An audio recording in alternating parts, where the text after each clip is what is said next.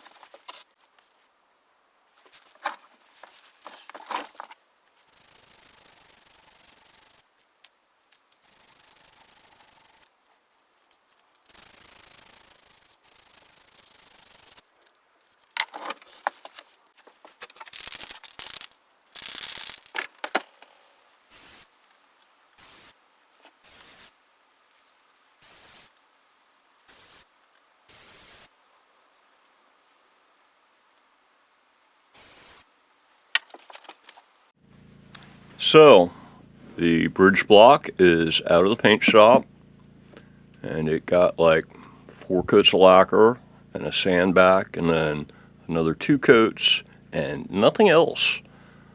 No polish, no nothing, and it actually turned out pretty nice. There's a slight discoloration. You can see there's some red, because this was a cutoff that had a bit of dye on it, and I tried to sand out all the dye, but I didn't quite get it all. There's a little bit of red there on that side. The plan is to put this side towards the pickup, and then that won't really be visible, and all you'll really see is just a little bit here and that little bit right there, and that's it. Now, next step's going to be to glue this puppy on, but if you look at the underneath side, you can see that these screws here, especially like this one, they're not quite flush. They actually stick out the bottom a little bit, which means that slapping this puppy straight on is probably going to cause issues down the road if you're trying to swap around the screws and move your saddles for intonation. So what I'm thinking is like a piece of 1 mil shim here, and that'll allow clearance for the bottoms of these screws so they don't hit the block. And then the other option I was thinking was actually like routing a channel into the block, kind of a thing that would accomplish the same thing without raising this up by another millimeter. But I think the shim way is the way to go, because then I can it will raise this up by 1 millimeter, and I was already estimating that this was already about 1 millimeter too tall and was going to have to be sanded to fit. Adding these shims means it'll probably be about 2 millimeters too tall and will have to be sanded to fit. But I got a new tool to deal with it. And this is the new tool. It's a belt sander off Amazon. I think it was like 40 bucks. So here's the deal. I saw a video about like 10 tools on Amazon you got to buy in 2023, or 10 best tools on Amazon. 10 best tool deals on Amazon in 2023, something like this. And you know how it is when you're looking for stuff for making guitars, 90% of the woodworking stuff out there really just doesn't apply. You know, who the hell uses a speed square to build a guitar? That kind of idea. So, or, you know, a dado bit, things like this. So usually I don't even waste my time watching those kind of videos, but for some reason I decided, hey, it's, you know, it's a top 10 and everything, and it's got a lot of views or whatever. Maybe the guy's actually got something in there. So it turned out that there was actually one tool in there that was kind of nice. And that one tool was I believe it was a Vevor, and it was an oscillating spindle and belt sander combination unit for $200, which is really, really good price. And it wasn't really big, and it was hardly bigger than this thing, you know, this kind of idea. But pull back here. Yeah, so it was, you know, it was a little desktop kind of a thing, about the size of like, I don't know, a LaserJet printer back in the day or something. But yeah, so, but I was looking at that and I was like, man, $200, but I'll bet you I could probably find something to do the job for even less. And so I ended up getting tools that would do the same basic job as the spindle sander. I mean, they don't automatically oscillate for you, but you can always just move the work back and forth across the tool instead. So yeah, this is the belt sander part, and you can stand it up and clamp it down to a bench. You can also set it up this way and clamp it down to a bench, and no, it doesn't hit the bench at the bottom. It's a really cool design. it doesn't hit. It sits on this part. So yeah, this can be clamped to a bench in both the vertical and the horizontal position, and you get yourself a vertical and an adjustable belt sander for $40. And then for the spindle sander part,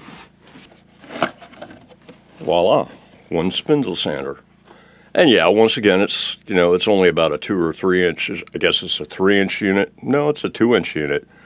And the VEBOR desktop unit was like a 4-inch spindle. But this is still big enough to, do a neck and do around horns and things like that. It's a big enough tool for the job, and it's definitely not too big. So yeah, and this is like $20. So for $60, I've got all the functionality of the spindle sander, of the oscillating spindle sander and spindle and belt sander, without the $200 price tag. These tools will do the same job just about as well. You got to move the work back and forth, or move the tool back and forth instead of the tool automatically moving for you. That's about the only real difference. The belt's not quite as wide, the spindle's not quite as wide. You're building guitars and they're still wide enough for guitars. So these two tools together, about $60 versus $200 for the combination unit. So your choice. But anyway, yeah, so I was thinking, if I do shims on this, then it's going to mean more sanding, but now I can just go zzz, mic, zzz, mic, zzz, mic. Cool, got it. All done. One thing about the sander, though, and it's an issue I also have with this, as you see, I've got this basically mounted sideways onto the desk, because this thing right here is in the way of putting a clamp over this thing. Both this and the belt sander, the clamps are designed to go basically on a 3/4 inch thick bench top that doesn't have anything underneath it to block the handles. And so I'm thinking that it's time to actually modify my workbench a little bit. Well, my desk. Yeah, so I think what I'm going to do is I'm just going to take like a piece of like 1x6 or something, and just get a piece that sticks out about this far so that I can clamp stuff to it. Just screw it into the top. That'll give me something that I can mount like the vise on and the spindle and the belt sander, and I think I've got 1 or 2 other tools that are designed so that they can be clamped down to a bench. So yeah, a little clamping spot would be nice. In general, this desk, the design of it, since it's a desk and it's not a real bench, has tended to give me problems when it comes to trying to clamp things to it. So, but yeah, I think that mod is going to be in the works here as part of all this project. So I'm going to need some of that 1mm shim material for this puppy, and playing the shim game for pickups on the X15, which I just finished mounting all 9 pairs of pickups to mounting plates for the X15, made me get semi-serious about shims. So yeah, I had to get kind of serious. So what do we got? Oh, look. That looks like a whole sack full of 1mm. Yeah, this is the stuff I need. 1/2 mm brass, 2mm single ply pick guard material, 3mm triple ply pick guard material, and last but not least, the infamous 5mm wood blocks from, I guess this would be 1/4 inch plywood or something like that. Yeah, so, but yeah, this first one that I came across, go figure, Murphy must be asleep. Or God Murphy. Usually it's the last bag you grab out of the box, right? Yeah, no, this is the one we need. just what the doctor ordered, a half-size shim at 10 by 20 millimeters. All I gotta do is cut it in half, and then I've got 2 quarter-size shims at 10 by 10 millimeters, which is just what I need to go on the ends of this thing.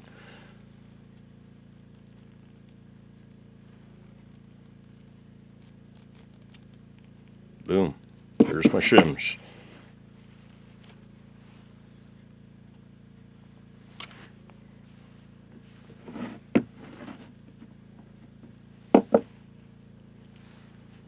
Just like that.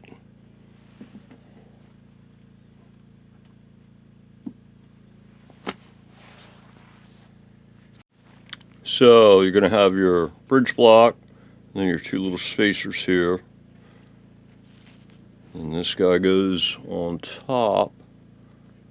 And as you can clearly see, we have plenty of clearance for the screws at the bottom.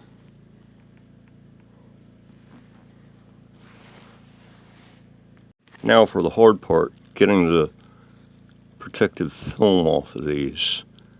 There we go. That's one. I'm not going to make you watch the rest.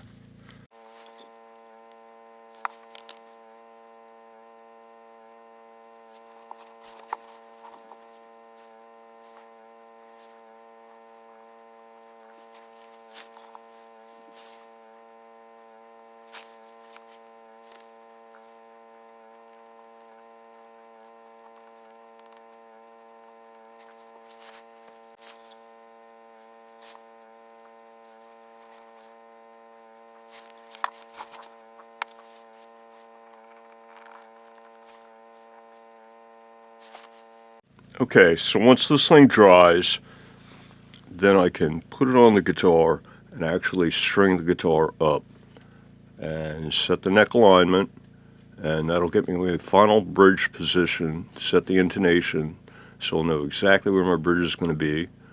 And then from that I can then determine, I'll have my strings, my neck will be straight so that my strings, and because remember, the nut and the string ferrules, and based on how you wiggle the neck at the neck joint, that's going to determine your string pull-through direction.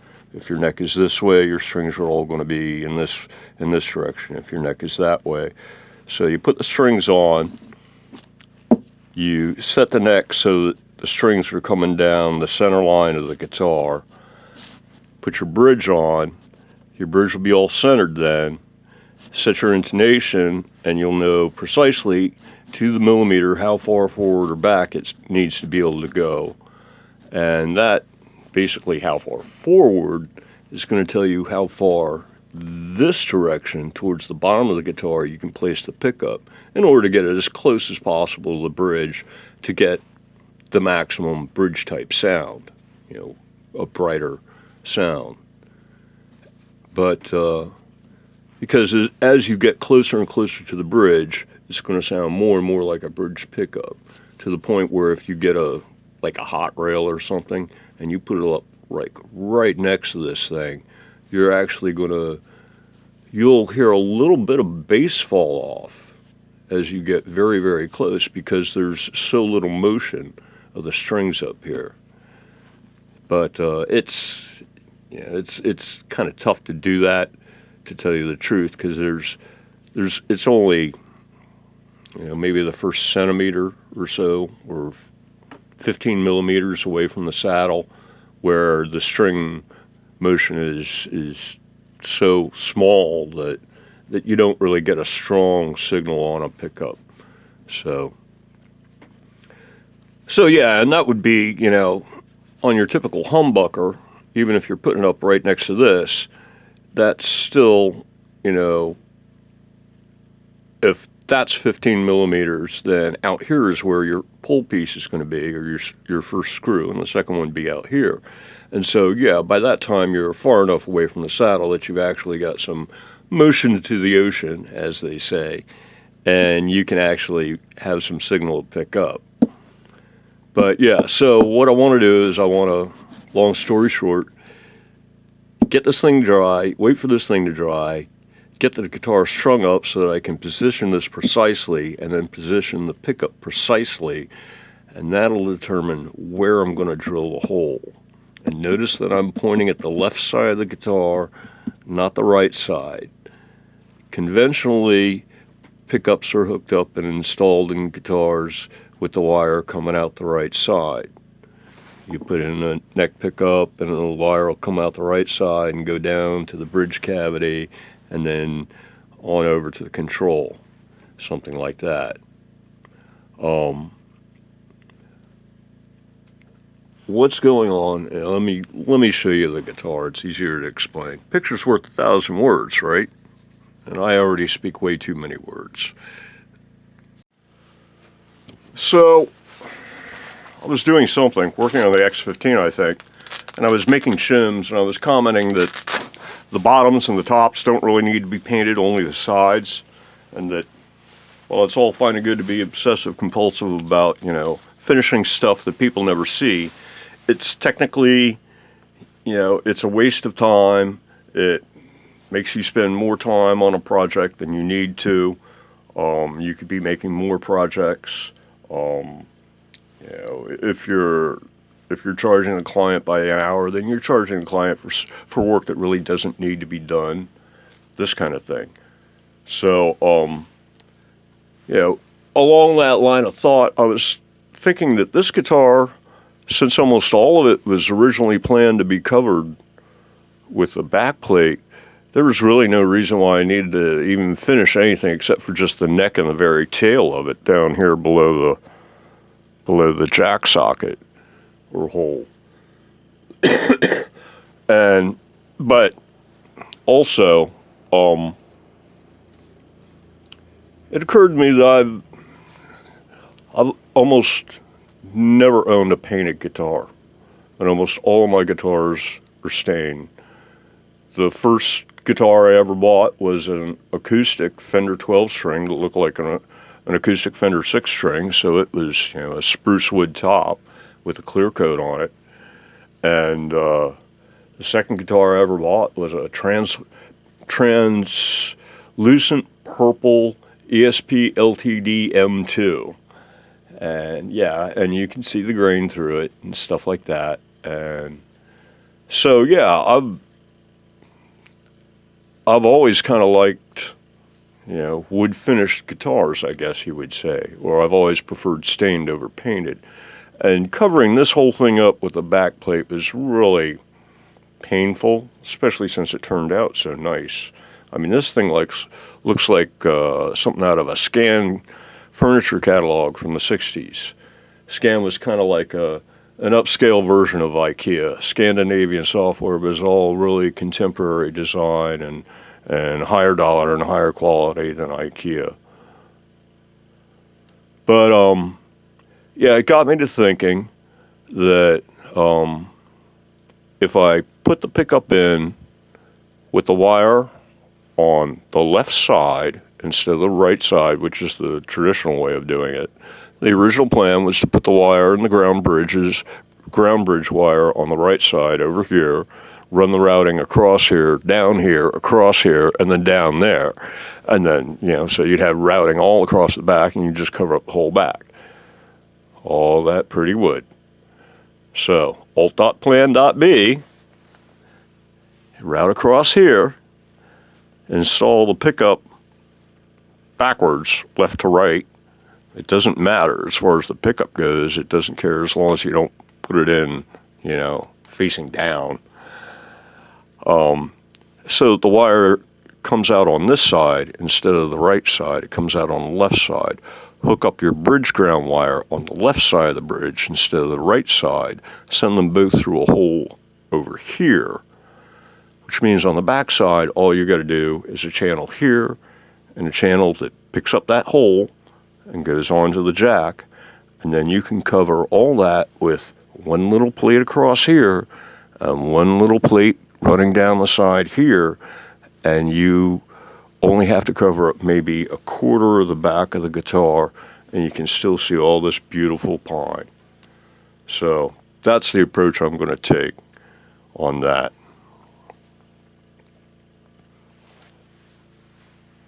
And that's the reason why I'm going to be installing the pickup backwards, I guess you would say. Not upside down, but backwards. Yeah, with the wire coming out on the left side.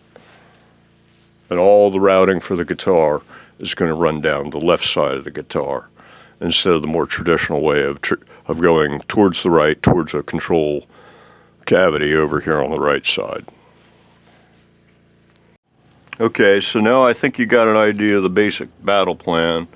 Get the bridge on, get the strings on, figure out exactly where the bridge goes, where the pickup goes, mark it for the pickup and bridge wire holes, drill, and start routing for wires.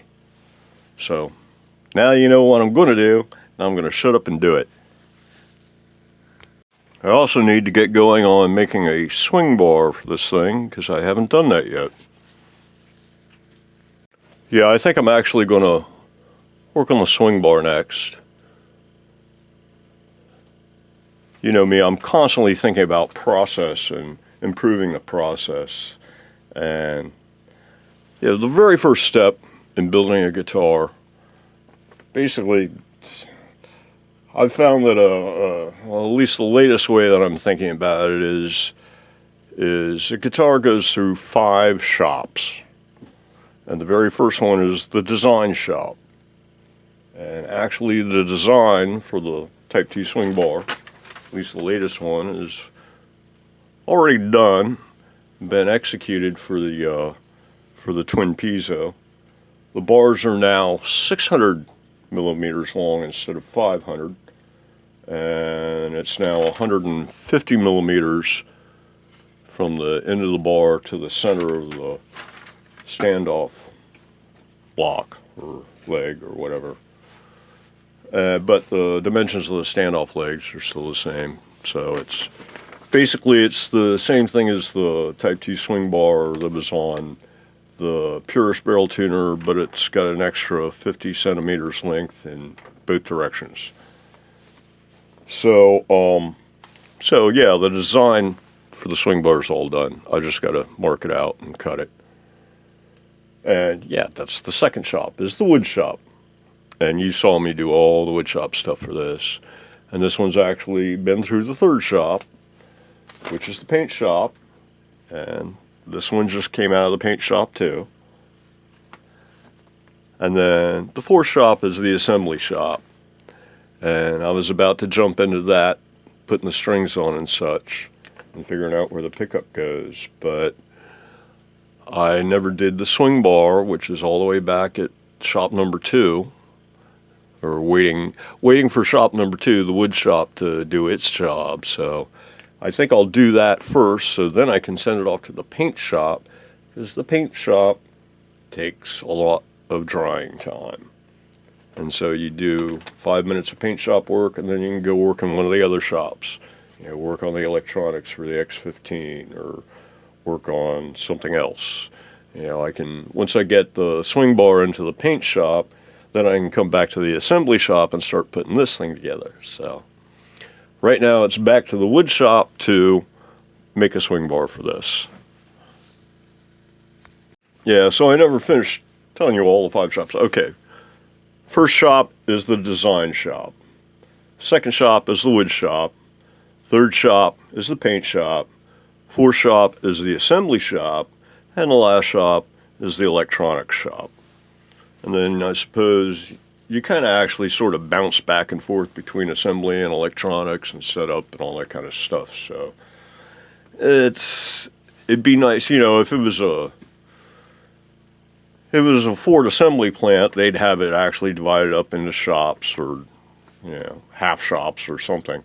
And they'd just move stuff from shop to shop to shop. And everybody sit at a bench all day and just do the same thing. Yeah. What's my job? Oh, I set the number 6 saddle height. Next guitar, number 6 saddle height. Next guitar, number 6 saddle height. All day long. You can build a lot of guitars real fast that way. But anyway, yeah, so I'm going back to the wood shop Okay, design shop work. Grab the Tech2 swing bar for the twin piezo and the meter stick. Got some dimensions off of the bar and whatever it is up here, the extension. And then jumped over to the desk. And I drew out a quick sketch of the size of the parts I need for the swing bar. And so, yeah, this sketch has just come out of the design shop, and now it's time to go shopping for some wood. So you come over here to the wood pile, which is just off the workbench here, and we're looking for something in some of the select pine in at least a 600 millimeter, and preferably the smallest piece that'll do the job to avoid waste, any more waste than necessary. And it looks like this guy right here is the shortest thing on hand. So I'll start by setting that up on the bench. I'll do a little quick fishing. Got some old relic wood I found. It'll be nice for a build. Some cedar, some red oak. Makes for a pretty guitar, but it's a little hard to work. Nice wide piece of pine. Some long stuff. And what's this?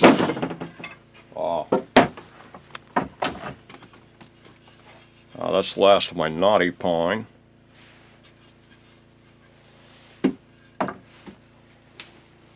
But I'm going to use clear pine, not knotty pine. And yeah, looks like that's the shortest piece, so it's going to come out of this thing.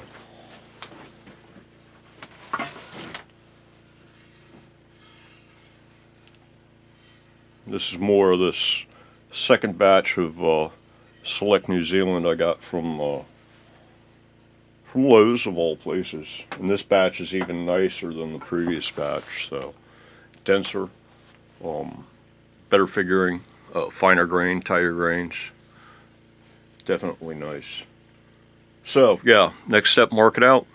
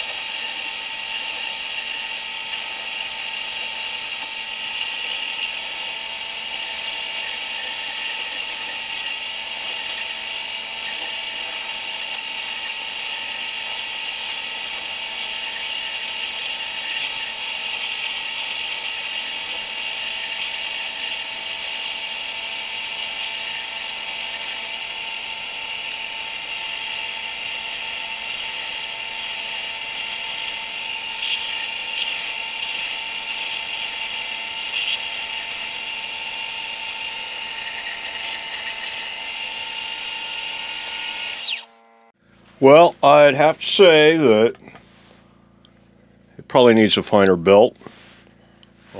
It's probably a little too aggressive for a softer wood like this pine for doing edges like that.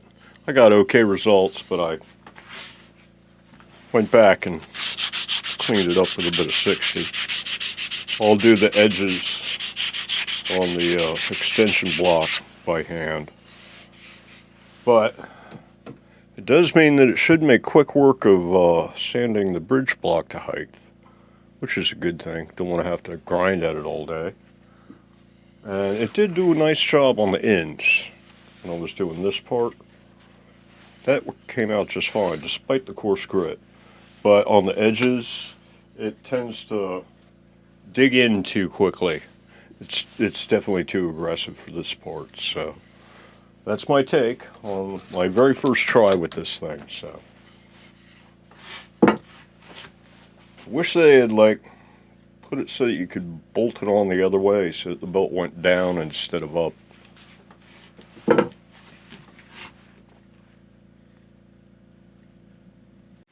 Yeah, just knocking it down this way. That's definitely faster. Yeah.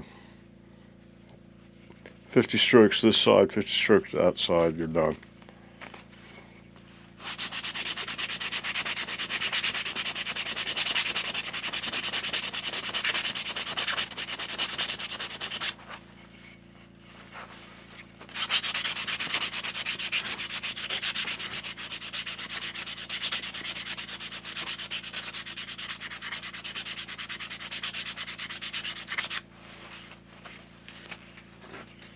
It's two edges.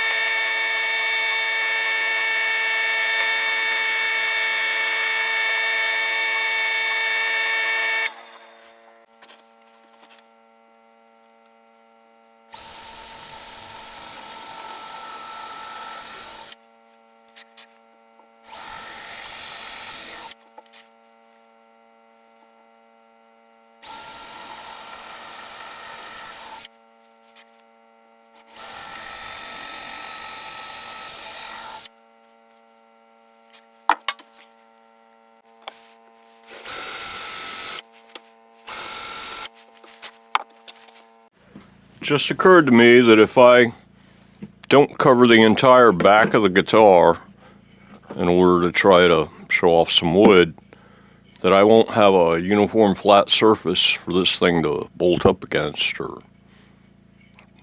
or sit up against.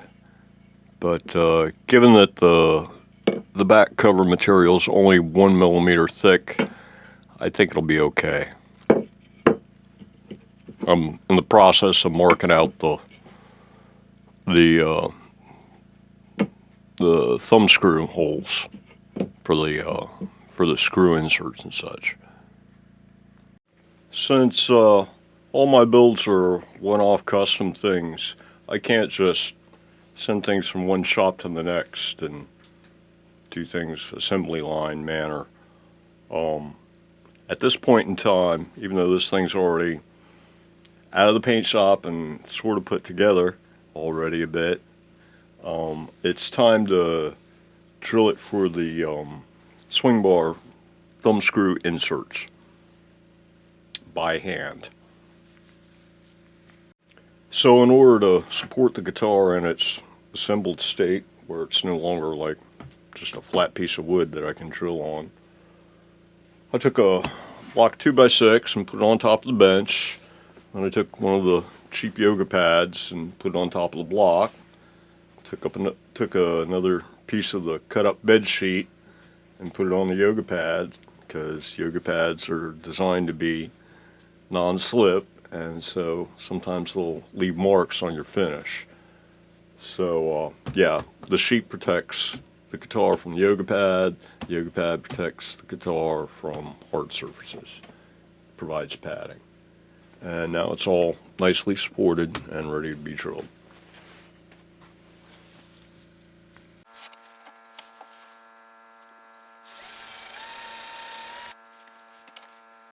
I think I need better light for this. I'm going to adjust the light.